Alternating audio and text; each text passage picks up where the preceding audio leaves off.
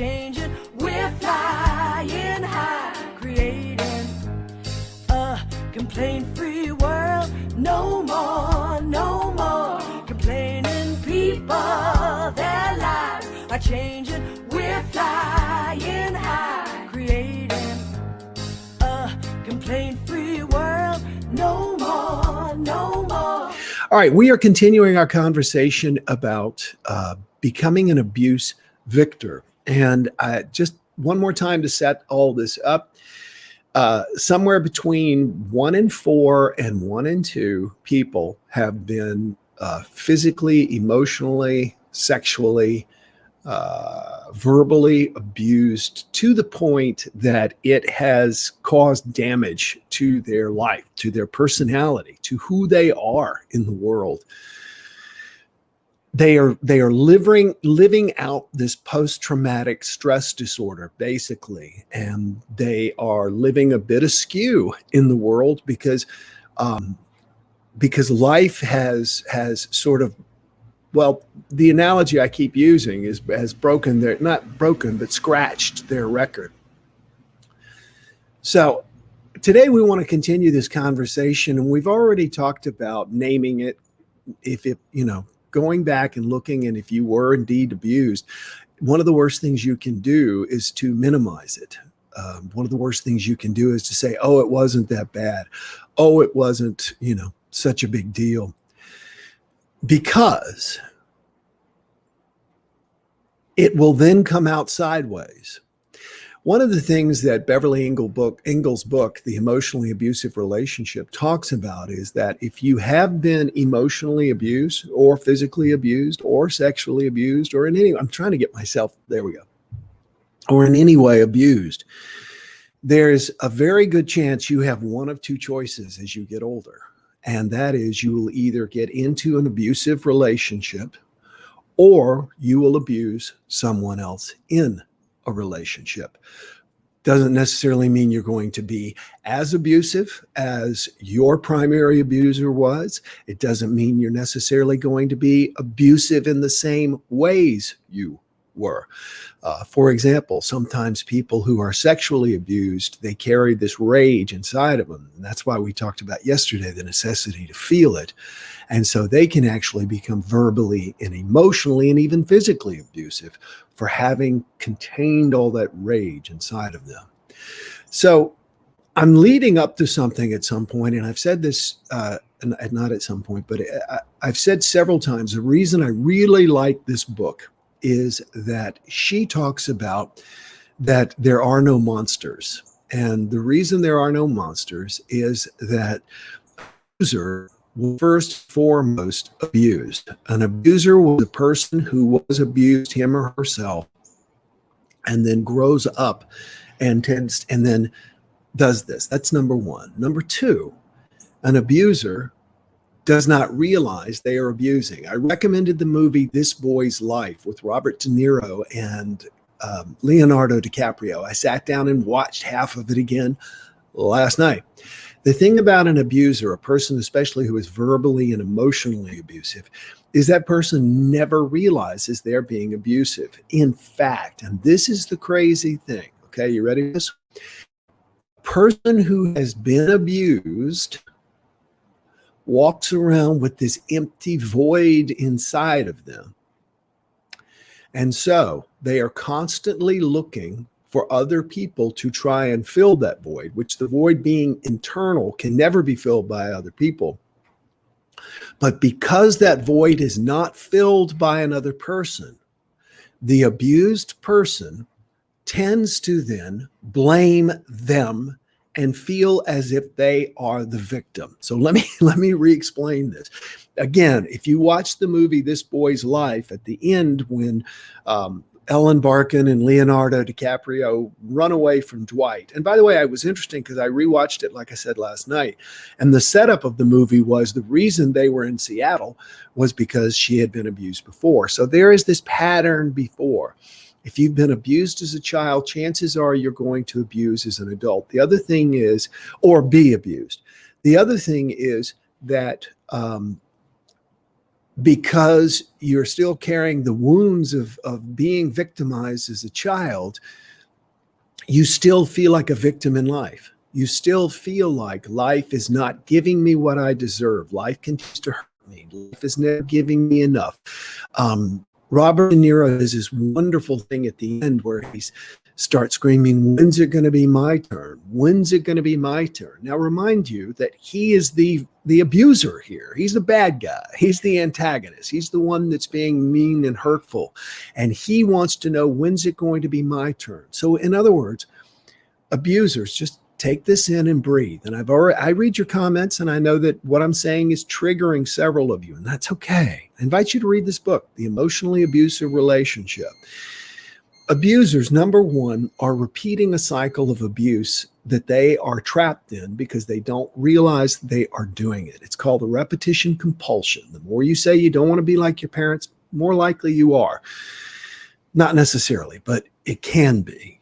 We get trapped in that. Number two, abusers don't literally know they're abusing. They don't realize it. Number three, abusers feel like they themselves are being abused by life. They continue to see themselves as victims, and no one is ever caring enough for them. I say all this because at some point we need to forgive our abusers. We need to forgive the people who have hurt us. Now, yesterday, we talked about feeling it. We talked about digging up those feelings of hurt and anger and everything else, feeling your anger, really feeling it. And then the next step is you've got to understand the person. And this is hard. I sat down and wrote out some of the things that my dad had to endure as a child. And man, nowhere near as bad. My life was nowhere near as bad as his life. My grandfather, he was a gambler and a whiskey runner, and he came home basically to loot the money from the family and beat everybody, including my grandmother, and then he would be gone for weeks at a time. So my father at the age of 5 was out selling newspapers just to keep the family alive. My dad used to tell me about having to burn newspapers to try and kill the bed bugs under their beds. They'd have to wave a burning newspaper. My grandfather owned a juke joint, which is like a unlicensed bar out in the woods.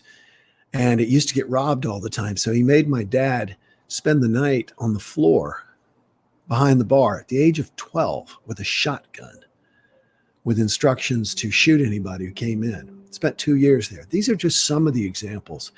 And my dad spanked me. I say he whipped me. My grandfather just out and out punched people, pulled a gun on my grandmother several times in front of my father. What I'm saying is that I don't excuse my father's behavior. He was responsible for his behavior. And remember, take the word responsible and break it down. He was able to respond. He never did. And I forgive him for that. Yesterday, I spent a long time writing about this, thinking about this, and saying that he deserves to be forgiven. I actually talked it over with my daughter because she knows a lot about my life. And I said, you know what? Because she doesn't want to forgive him. Because he hurt me, which is sweet. But I told her, I said, you know what? We deserve to be lightened by forgiving. So step number 3 is to understand why the person did what they did. Do your best to understand it. Do research. Try and dig into that person's life if you can, and try and understand it. I know this is hard. I know that we so want to vilify people who have been in many ways villains, and yet there's a higher level. We can't release ourselves and our own souls until we begin to understand how tortured they are. I realized that my dad was in an enormous amount of pain his entire life. He had to have been inflicting pain on pretty much everybody.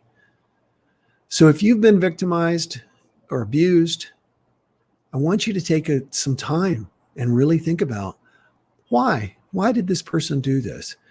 And if you're dealing with they were mean, they were terrible, et cetera, et cetera, et cetera, sure, yeah, I get it. Dig deeper. They were broken. They were in pain. Remember, it's hurt people who hurt people. So do your best to try and understand it. It's for your own healing. And because I said healing, it's time for everybody to share. Click share if you would, and then type share in the comment box so that we can spread this positive message. We can think about how many Jumpstarters we're going to have next year now that we've been doing this for a year. This is awesome. Ashley says, I'm grateful for my Irish heritage and culture. Willow says, me too. Grandma Flynn Dougal, that's awesome. Forgiveness is such a healing. Yeah, it's funny because I have done forgiveness exercises for my dad many, many times. Y'all go ahead and post your comments. Who's the first one to share? Mima is. Who's going to be next? I have done these forgiveness exercises with my dad, but it was kind of like, I forgive you. I do. I forgive you. You're a bad person, but I forgive you. And this time it was like, why'd you do this? Why would you do this? And then when I looked at it and really looked at it, I was like, well, of course you did. You really had very little choice in the matter. You deserve to be forgiven. You deserve to be forgiven. Barbara Joe says, I recognize it hypervigilantly when I notice it. So now trying to find a way to help those that are complaining, being rude, abusive. Well, spread today's Jumpstart. Get him to take the complaint-free challenge. I was going to say the complaint-free Johnson because I saw that Jerome had shared. That's so funny. Barbara Joe says shared. Who else is going to share? Let's carry this positive message. Willow, Kathy, Ashley, this is awesome. Thanks, everybody. We're going to get back together tomorrow and continue this. Like I said, this is going to be a week. So tomorrow we're going to talk about how to release it. And we're going to talk about specifics of forgiveness tomorrow. We're going to talk about specific things you can do to forgive people who have harmed you in the past and also to forgive yourself. Because that's one of the challenges. The Reverend Dr. Michael Beckwith says that all forgiveness is self-forgiveness. And I've batted that around, and then I realized there's a part of me that has to forgive that little boy. Because as an adult, I'm mad that he didn't stand up to this belt-wielding psychopath. So tomorrow we'll talk more about forgiveness. Today, get out there and enjoy life. It's a beautiful day. Get your vaccine if you can. And otherwise, stay safe. I'm continuing to wear my mask, and you should too. Enjoy today. Love you all. See you tomorrow. Bye-bye. No more complaining people. Their lives are changing. We're flying high, creating a complaint-free world. No more complaining people. Their lives are changing. We're flying high.